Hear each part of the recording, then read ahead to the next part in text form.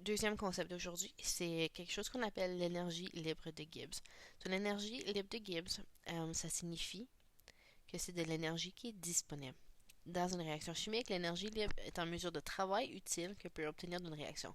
On appelle souvent l'énergie libre de Gibbs par un symbole de G. Variation d'énergie libre du système. On va comparer une réaction chimique à un système au complet, où delta G à une température constante est donné par l'équation là. Tu peux calculer ton delta G à l'aide de delta H moins T, température constante, delta S. Si tu as besoin d'aide à aller convertir tes températures de Celsius en Kelvin, il y a un petit rappel right here, mais là, à cause que j'ai cliqué dessus, tu ne pourras pas cliquer dessus.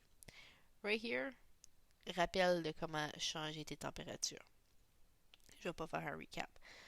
La valeur de delta G dans une réaction nous indique si la réaction est une source d'énergie utile, énergie mécanique ou électrique. Le reste de l'énergie de la réaction pénètre dans l'environnement sous forme de chaleur. Elle peut accroître l'entropie du milieu extérieur.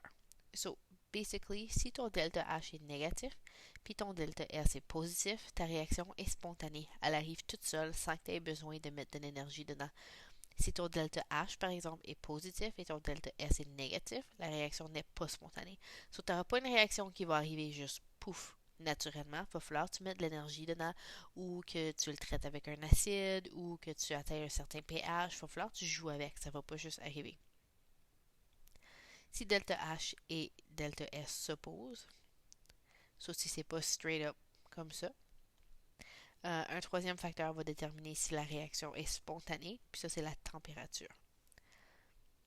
En résumé, delta G négatif, si delta H est négatif, puis ton delta S est positif, et ton delta G est positif si c'est un positif puis un négatif, obviously.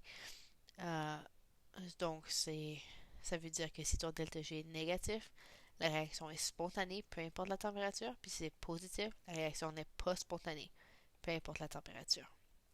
Et puis si on arrive plus ou moins, il va falloir faire un calcul, puis à des températures très basses, ça va être négatif, et à des températures très hautes, ça va être positif. Ici, j'ai des exemples de problèmes pour calculer le delta G d'une réaction. Tu vas prendre ça, tu vas aller dans un tableau dans tes notes. Tu n'as pas besoin de sortir ces chiffres-là de nulle part. Puis tu vas trouver tes delta H de tes produits puis tes réactifs pour trouver un delta H complet. Then, tu vas faire la même chose avec ton entropie puis tu vas trouver un delta S pour ta réaction. Puis troisième étape, étape numéro 1, delta H. Étape numéro 2, delta S. Troisième étape, tu vas prendre ton delta G. Tu vas calculer avec ton H ta température et puis ton delta S pour savoir si ta réaction est spontanée ou non. Il y a une autre couple d'exemples de ça. Sont très similaires. Ça, c'était devoir pour la leçon. Essayez de votre mieux. Puis, si vous avez besoin d'aide, vous pouvez toujours me texter. OK? Bye!